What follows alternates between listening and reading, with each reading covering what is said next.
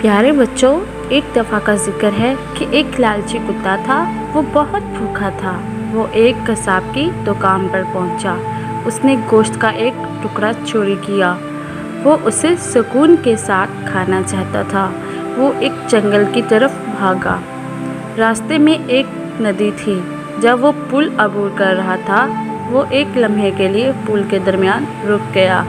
उसने नदी के साफ पानी में अपना अक्स देखा। वो समझा कि नदी में एक दूसरा कुत्ता है, गोश्त के एक बड़े टुकड़े के साथ मौजूद है। वो बहुत ही ज़्यादा लालची था। उसने वो बड़ा टुकड़ा छीनने का फैसला किया। बस उसने पानी में मौजूद कुत्ते पर भौंकने के लिए अपना मुंह खोला। उसका अपना गोश्त का टुकड़ा नदी में गिर गया। इस तरह उसने अपना छोटा टुकड़ा भी खो दिया। वो कुछ ना कर सका।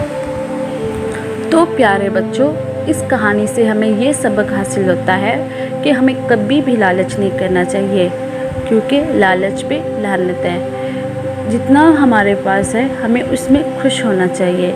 लालच बुरी बला है।